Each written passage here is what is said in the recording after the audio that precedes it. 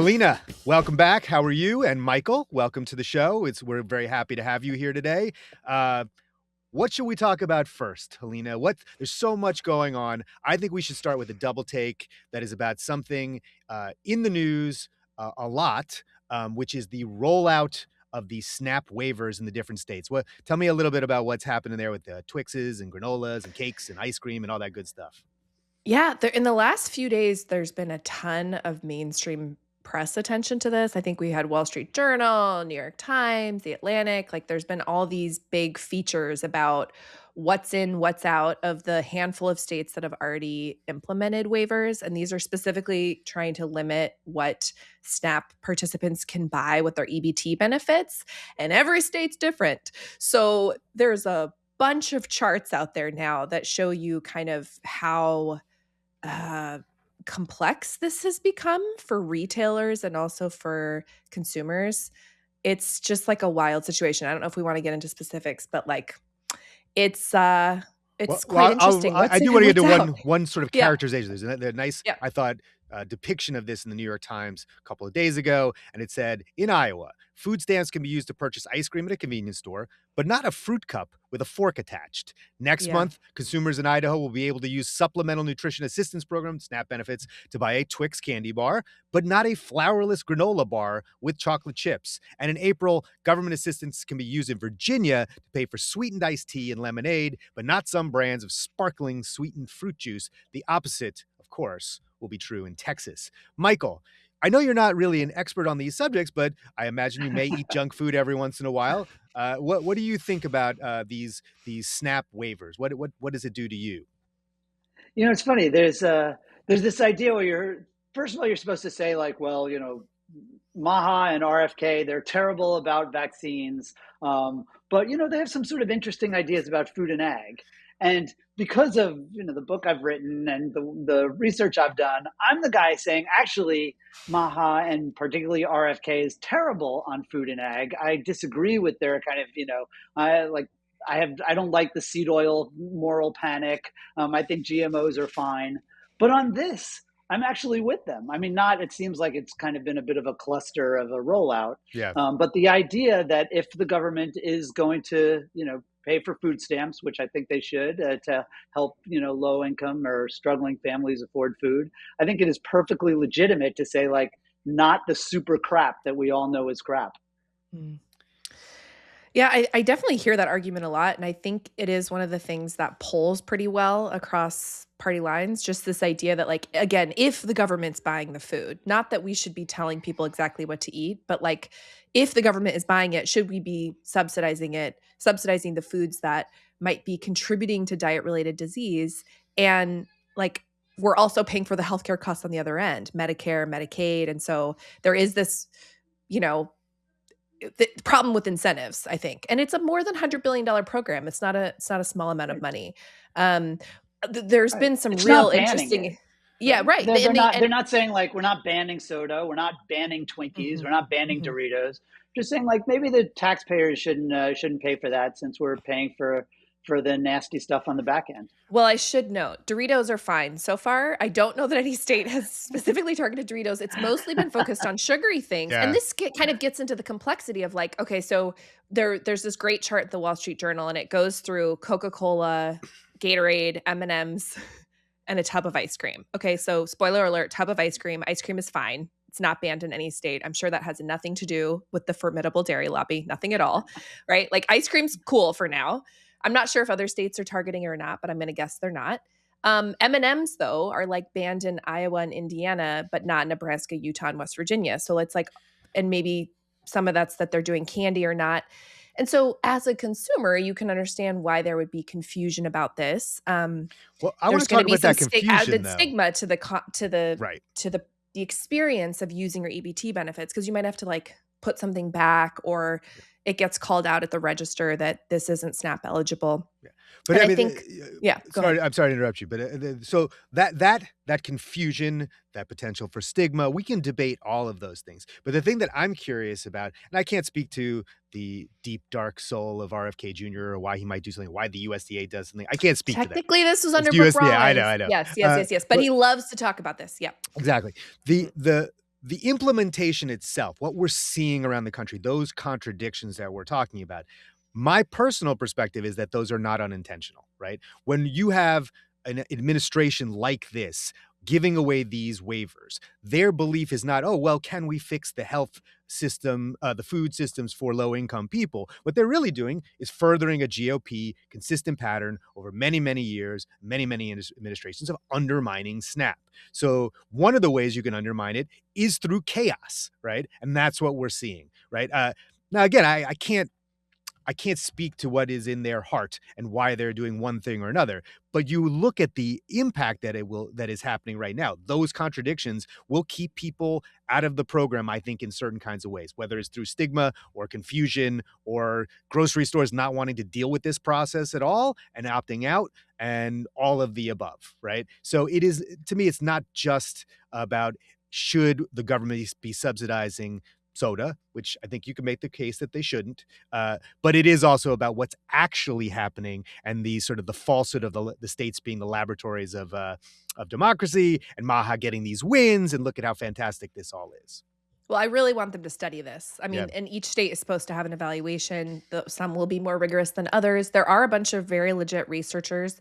I was learning recently are very much looking at this. Like they're going to be studying what happens. What do you substitute it with? Does it actually have an impact on consumer behavior? And those are going to be really important because if you're going to add stigma to the program, like to keep that going, you're going to have to show some benefit, you would think.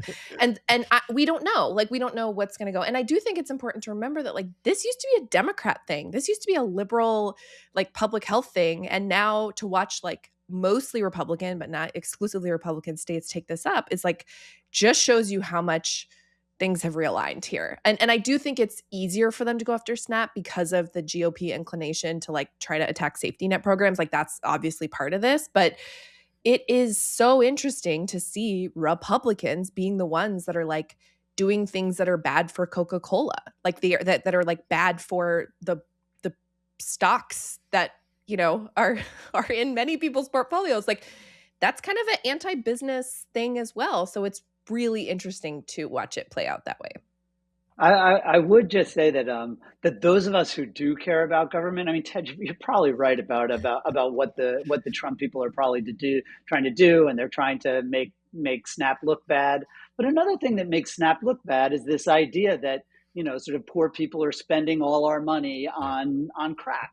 Yeah. In the same way that, like, those of us who have real concerns about farm subsidies, you know, we hate the idea that we're just throwing money at rich farmers to you know, to grow on very few strings attached. Yeah, exactly. And we're saying, like, hey, you know, there should, like, if we're going to give $20 billion a year to you know, to some of the wealthiest people in rural America, you know, maybe we should attach some strings. We should have some conditions, some environmental conditions, all, you know, some economic conditions. You choose it. But I do think that those of us who believe in government should want to, even, you know, setting aside what the Trump people are doing, if you want to have a program to help low income people afford food, you should try to make it as good a program as possible that works well and that also is something that people are going to be proud of and not pissed off about. So I do think that you know, this is one area where it's like, it is a little bit hard to justify, you know, whether or not you think sugar is poison. And this is one thing I actually do agree with RFK about. And he literally says it's poison. Yeah. It's kind of the only nutrition opinion I have is that sugar is poison. Like that probably, you know, we shouldn't be, you know, on the farm side, we do all kinds of things to make, you know, to help the sugar industry. We probably shouldn't be doing it on the food side either. I definitely think there's consensus, right? I mean, or not consensus, but there is a groundswell of belief that this is an okay thing to do. Again, I'm going to go back to that Times article, and they quote this guy, Dion Pitt, the owner of Logan Superfoods. It's a grocery store in Logan, Iowa, and he said, and I just like the language here. It's like pop, candy, that kind of stuff. It should never been included all along, Mr. Pitt said. But the juices and the granola bars, I kind of wish they had left that stuff alone. I mean, I guess everybody gets to have an opinion about nutrition. For me, I just like pop. I don't say pop. I'm not from a pop part of the country, so I don't say pop. So that's interesting to me. And just the local grocer being called superfoods is pretty awesome too. Yeah. So we could talk about this a lot more, but I think we should move on to our second section of the episode, which is forks and knives. And Michael, if you don't know, it's sort of the main meal, the big thing that we want to talk about this week. And for us, it's something that's already been out in the news already, which is the new dietary guidelines that were released a couple of weeks ago. But we wanted to bring you on to talk about the role of protein in the dietary guidelines, meat. It's all about meat. So tell us how you feel now that you see the reintroduction of real food into our diets. Although I'm debatable, but yes, yeah, I'm very wary of, very skeptical of that term. But how does someone with your interest in the food system globally and its impact on climate, what do you think about the dietary guidelines as it relates to meat? Well, remember, I sort of know just enough about nutrition to be dangerous, but my main focus on food is the environmental impact. My book is called "We Are Eating the Earth," and it's because agriculture is eating the earth, and it's mostly meat that's eating the earth. Agriculture now covers 40% of the land on Earth. It's like all of Asia plus all of Europe. We lose a soccer field worth of forest to agriculture every 6 seconds. And that is a meat story. About 3/4 of our land, of our agricultural land, is either pasture or it's growing crops for animals to eat before we eat them. So when you see RFK and the Trump administration sort of valorizing this idea that you've got to eat meat all the time, aside from setting aside, and this you guys will know more than I do, like red meat ain't that great for you. It's fine in moderation, but certainly there's a lot of evidence that if you eat too much steak, you eat too many burgers, that can cause a problem. And the average American eats the equivalent of 3 burgers a week. It's because of the incredible power of the meat industry that you see when you see that pyramid. You see those big, massive steaks right on top. I just want to say, I maybe I'm not an average American, but I would love to eat 3 burgers a week. I don't, but it would be great if I could. If I could sort of justify that in terms of my waistline and my health, I would love to eat 3 burgers a week. But I'm enough of a dork to point out that if we only ate 2 burgers a week, we would save a Massachusetts worth of land every year. I'm on board with that too. I'm on board with 2 burgers I don't tell anybody what to eat. Yeah. I've cut out beef and lamb because they really are the baddies. Chicken is way worse than lentils or beans. It's like it takes like you have to feed 9 calories worth of plants to a chicken to get 1 calorie worth of meat, but cattle are really the baddies. They use 10 times as much land as chicken, and they generate 10 times as many carbon emissions. So, this may be good for nutrition, I'm not saying, but this is like a really bad for the earth pyramid. It's interesting to think about, like, to what extent, first of all, Americans don't follow the dietary guidelines. So there's that. We have to say that just out of the gate. It's like we've been told to eat way more fruits and vegetables and all the things for like a long time, and people are not doing that. So we don't really follow them, but there's no question that the message coming from the Trump administration is that like they're literally saying the war on saturated fat is over. They say that, but then you look at the details and it's like the dietary guidelines still advise people to keep their saturated fat intake at no more than 10% of calories, which is like really hard, if not almost impossible to do if you're eating a fair amount of whole fat dairy or ribeyes, for example. Yeah, you're not going to get that way with 3 burgers a week. That ain't going to happen. They're trying to have it both ways. Yeah. In a sense. And I think the message is still, though, to most people, if you're like on social media, it's that like butter is back, steak is back, all these things. And then when you look at the details, it's like not really that much different. I mean, there is a big change in the amount of protein overall they're recommending people consume. It's like almost double for some people, and that is substantial. But when you dig into the details, it's not really fundamentally a huge shift in terms of like the amount of servings of dairy and meat and fruits and vegetables and grain. Like it's not, they have portrayed it as this reckoning with institutional knowledge, right? That we were all lied to. And like, this is this huge departure. The big departure is really slamming highly processed foods. That is like much more explicit, and saying eat real foods, like no question that is a major vibe shift, narrative shift, all that. But the message doesn't really match the details. And like, that's just one of those things that you're like, wow, they're just out there with that contradiction, and Maha's full of contradictions. So now here we are again with more of that. Well, the other contradiction too, and Michael, I'm curious to hear your thoughts on this, is the idea of, well, we can get protein. We don't have to get protein from our yummy ribeyes and burgers. We can get it from plant-based meats, protein, and lab-grown meats. But they're not so. The Maha folks, they don't like that either. So I'm curious what you think about that aspect of it. Yeah, it's really interesting. I mean, obviously, I think this is political. They're trying to align themselves with this sort of like, the meatfluencer, It's like the masculine yeah, exactly. The kind of manosphere, like the bro podcasters, the Joe Rogan, carnivore diet. on the caveman diet type stuff. And and I get it. And that's, like, as if there's a real difference between, using seed oils and beef tallow. It's nonsense. I like the way you say it. If they all said it like that, I might eat more beef tallow fries. Just beef tallow. You say with such they're delicious. Yeah. But it's exactly. like, don't pretend right. I mean, you've got the Health and Human Services Secretary pushing French fries as long as they're made with like beef tallow, and like Coca-Cola as long as it's made with like real sugar. I mean, it's just we're really in the upside down.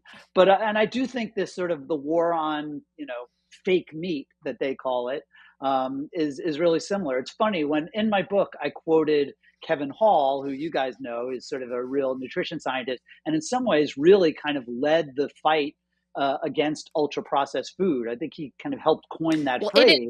Right? He didn't think there would be a difference, and then he learned. And who resigned from the government, essentially, effectively in protest of what the Trump administration was doing. Exactly. But he is certainly kind of, if you think of Kevin Hall, you think of the guy who doesn't like ultra processed foods. And when I talk to him, about this kind of real sort of, again, another moral panic about these like, oh, the plant-based, it's processed garbage. It's, it's not real meat. And he said, no, this is not what I meant by ultra processed foods. It's not health food. But if you look at the early studies, they show that plant-based meat is about as healthy as meat-based meat.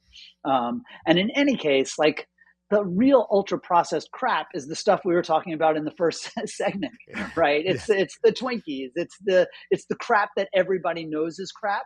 And one thing about plant-based meats, as well as cultivated meat, is that right now, like, the dogs haven't liked the food, right? They're because they don't taste as good, and they're still more expensive, but they will over time get tastier, they will get cheaper, and they can get healthier. They're already starting to add, more protein, for example, which is something people want. Like, the cow is a pretty mature technology, and this stuff isn't. I think they are sort of trying to put out this idea that like, oh, any technology in your food is like, is somehow unnatural and gross and is going to make people laugh at you in the gym. But a lot of it is nonsense. And all of our food has technology in it, including the modern cow, right? They've been bred. Even just setting that aside, though, the question of whether or not consumers eventually adopt these plant-based I call them alt meats, because it's kind of different, right? They are taking processing and trying to replace meat, burgers and processed meats, and like they're trying to put it in fast food and stuff, and that has not worked super well. Like, you could look at Beyond Meat. I mean, I think they just launched a beverage. They're trying to pivot, right? It's not gone super well. They went from $250 a share to $1 a share, so they're having some trouble. I'm not good at math, and I'm not a finance person, but that sounds really bad. That doesn't sound good. Yes. So it's been not good, obviously, for them. But even like looking at like how beans are treated in the pyramid, or like tofu, the Trump administration released like a PSA video. I don't know if you guys saw it around the dietary guidelines. You should definitely go watch it. And they flash images of like, a ranch and meat and, all the things. And there's one like split second flash, and I'm like, was that tofu or was it chicken? Like, you have that moment of like, did they let tofu slide into the gate? But beans are on the upside down triangle, yield sign, pyramid, whatever you want to call it. they're on there, but it's in one of the confusing parts is like there's a little bowl of rice that has some beans on, and everyone's been like, "What is that? Is that oatmeal with raisin?" Like they can't even tell, So there's part of the like visual messaging is just not coming through like it is for steak. When you go to or the visual measure, realfood.gov, or the visual messaging is coming through exactly as they would like it to be, which oh is no, I'm not Right. arguing. I think it is intentional. yeah, No, I think it is intentional, but again, it doesn't even really match the document. yeah. And Right. which so it's this thing where it's like it's not like beans have been like put in the doghouse by the Trump administration, but like the message, they're not going to be leaning in with that message. When you go to realfood.gov, which is very well designed, it was done by, is his name Joe Gebbia, who co-founded Airbnb. He's like the chief design officer. I think he's a billionaire. Anyway, realfood.gov is very slick. And at the very top, it's broccoli, steak, and whole milk. That's the mix at the top. Beans are not there for a reason. Like that is not part of the narrative of like the Maha nutrition.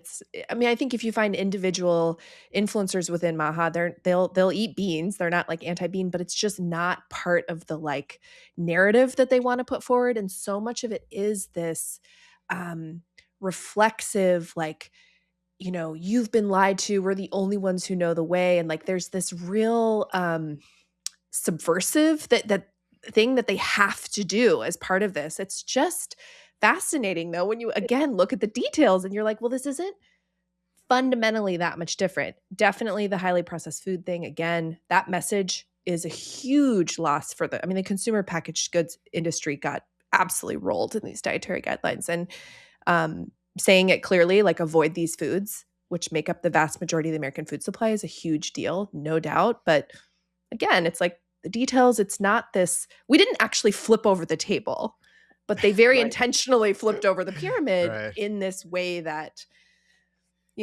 sends a lot of messages. So That's a pretty good and image, of the Jesus and the moneylenders in the temple flipping over the table. But yes, I don't think that is not what happened, right? and newsflash, right. Americans are not consuming enough fruits and vegetables. They're not consuming enough fiber. Huge, huge missing part in the American diet. And I will predict that this will not fix that. Although, they are important. They drive school meals, but the Trump administration will have to regulate to implement those changes. So that's the big thing to watch is will they actually do that? So And I think you're really smart to talk about this as kind of vibes based. This idea that this is like somehow we're like appealing to your idea that they're out to get us. They're screwing us. Because obviously, like, what happens inside a cow's stomach, it's a process. and a lot of the sort of chemicals that the meat industry has put out in their advertisements where they're trying to trash plant-based meat, it's like niacinamide. It like sounds like a felony, but it's like a form of vitamin B that is also found in beef. But obviously, like, beef is one ingredient and it's like not processed. It just goes to this idea. It's not really sort of science based. It's just kind of, yeah, it's kind of like what appeals to, like, Joe Rogan loves it. It's like, this is like the kind of stuff that you want to look at before you go pump iron at the gym. It also it is very confusing. I was looking at the Instagram feed of a particular influencer who had done like a visual. They were breaking down the ingredients of a particular product. I don't want to get into the product, but one of the things they were pointing at, some of it you look at, they were pointing at, and they were saying, well, this thing has soybean oil in it, as if that was equally as bad as whatever plastic there was found in the bread part of it. And I was like, I put soybean oil sometimes on my salad. Is that bad? And then they were pointing to something that said high fructose corn syrup, and it appeared, I couldn't tell if they were pointing at the pickle or the tomato. And I was like, well, what does that mean? Can I still eat this thing or can I not eat it? But the language surrounding it was completely hysterical, right? That you were being poisoned by this particular large company. And yeah, that is definitely a vibe. And there is no vibe more important in America than the meat vibe, Yeah. right? That's our culture, right? We vote on these issues 3 times a day, and we have voted for meat. I quoted a pollster in my book who said that, like, taxes or other restrictions on meat are the least popular policies he has ever pulled in his entire career. He said his quote was that it was like veterans benefits for ISIS. So this idea, That was that his if you, quote. yeah, so you can imagine that, that there's it's good politics for, for these guys who, whether or not, like, take them at their word, sure, they actually believe the nutrition stuff that they're saying, but they definitely know that lining up with, we're the ones who are for meat, and then the other side, they're the ones who want to, ban cheeseburgers and force everybody to eat bugs, with their green new scam and their hoity-toity, it's you can see where they're coming from, and it's and it's obviously it's been very good politics, because it appeals not only to the people, in the manosphere, it also appeals to the people, it appeals to the people in my yoga class, right? Who feel Yeah. this is somehow more natural, somehow more wholesome, somehow better for their children. Well, I do think it's important to say though that even though, the plant-based protein people, the alt protein people feel very unfairly looped into the ultra processed foods concern, panic, whatever you want to call it, we do have to note that it's like the vast majority of the American food supply is ultra processed, and every country that has adopted the similar food supply does get chronic disease rates that go up in ways that are completely unsustainable. And so part of why we are so like unmoored in this debate and so like it's so confusing is that we have dedicated so little to the research that like Kevin Hall was doing to really get into like what is it? Is it the processing? Is it the nutritional profile of these foods? Like we Yeah. have lumped everything together, and the government's trying to come up with a definition now for ultra processed foods, because right now the way we look at it doesn't include like nutrient profile, right? It's just the level of processing. And like that's why this is so confusing, is that there And that's is a backwards. problem. There's a That's problem with the backwards. American. Well, we Yeah. don't know. There is a problem with the American food supply. We are really sick. We do have really high rates of diet related diseases. These things are true. But like once you get into what do we do about that? How do we advise people? It gets hard. It gets harder because we haven't, I think, dedicated the resources to really dive into like, are there certain ultra processed foods we shouldn't be eating? Is it all of them?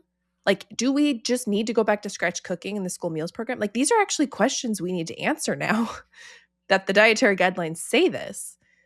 These are multi-billion dollar programs that feed tens of, the just school lunch alone is 30 million kids a day. It's the largest restaurant chain in America, and it's not close. So we have to now look at like, okay, what does that mean? Like, anyway, so there's a whole like backstory of But those lack of funding that yeah. is why we're like, what does it mean? Should we not eat all of them? Like we have a total lack of research.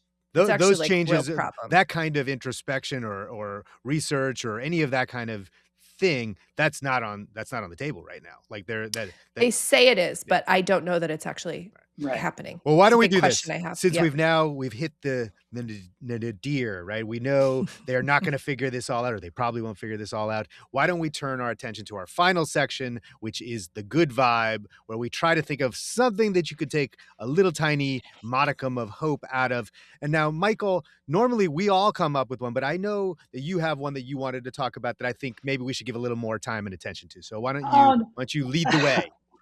Well, look, because no, now I'm like downer famous, right? It's like I'm the guy who's out here saying that, like, even energy and climate, right? We're starting, as bad as it is, we at least know what to do about it, and we're actually starting to do it, right? 90% of our new power plants around the world last year were zero emissions. We're starting to figure this stuff out, but food is such a disaster. Food and agriculture, it's getting worse every year. We're eating more meat every year. And I researched dozens of really promising solutions for this book. I spent 5 years doing it, and none of them have any traction.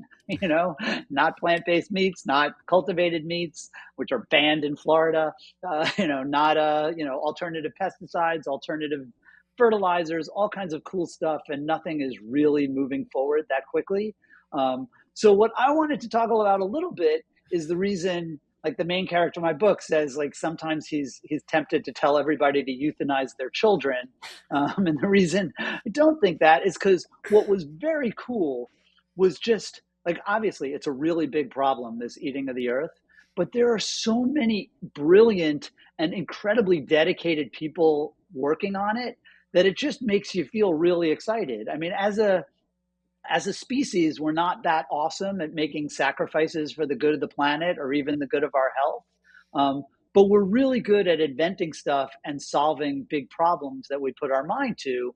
And so I see these guys who are, working on these scientists who are working on biopesticides that use the RNA technology behind the COVID vaccines to constipate beetles to death, so you don't have to nuke an entire field with with pesticides. You can just kind of send in Jason Bourne to kill the bad guys. Or people at the University of Illinois who are reinventing photosynthesis, right? This is like this technology that's been working pretty well for 3 billion years, maintaining all life on Earth. But they're using artificial intelligence and gene editing and big data to essentially engineer away some of its inefficiencies. They think they're going to maybe increase crop yields 50% in 20 years. So I just think, like, the thing about these big problems is they start to feel unsolvable. But the fact that kind of the most awesome among us are actually trying to solve them makes me think that at some point there's just like the gap between between where we are and where we need to be is going to close. Like, I don't believe that, like, just because the problem is so big, it has to be solved. But when I do see all these people who are actually trying to solve it, I do feel at some point people are going to say, like, maybe public policy and individual behavior and the actual technology will come along. So that's my happy vibe for the day. All right. That is a happy vibe. I don't think I can top that. Well, I'm just glad for my children that we do not have to go down that road. I'm glad that the kids are back in school here in DC because woof, it's been, speaking of like potential climate change impacts, we're covered in ice here. It's been terrible. So I live in Miami. I'm not sure what is that ice. It's wild. We have like 3 foot, 4 foot drifts of just solid ice, and they're saying it's going to be here till March. Like some cars will not be out anyway. Yeah, we just have iguanas falling from the trees. All right, I'm going to give a little good. We're going a little further afield for the good vibe. My good vibe is for the folks who just never dug their car out in New York, and I'm like, that's me. Yeah, I'm like, are you kidding? Like, your car's not going to work. Do you not like your car? Are you looking for a new car? Well, we got the snow off the car. The car is not buried. Oh, I'm talking about the people. Like, so I live in Brooklyn, and so everybody, people park on the street, or many people park on the street. Yeah, we're on the street. See people still buried in there up to the door of their car with snow. And I'm like, either you don't live here, you hate your car, you're an eternal optimist. I don't know what it is, but like, those are folks, they need my good vibe more than I do, I think. So I will give it to them. Okay. Yes. So Michael, thank you so much for this conversation. This has been really great and very entertaining and very educational. Helena, I know you do this newsletter thing. Why don't you tell us all about that? Yeah. So anyone who's not already reading Food Fix, go get on the list, foodfix.co. You can read my newsletter every week. It's informative, wonky, but also fun. I agree. Awesome. I read it myself. Me too. I love it. Thank you for doing it. I'm so glad. Thank you. Well, again, thank you to both of you. Helena, I'll see you in a couple of weeks. It's always a pleasure. Thank you, guys.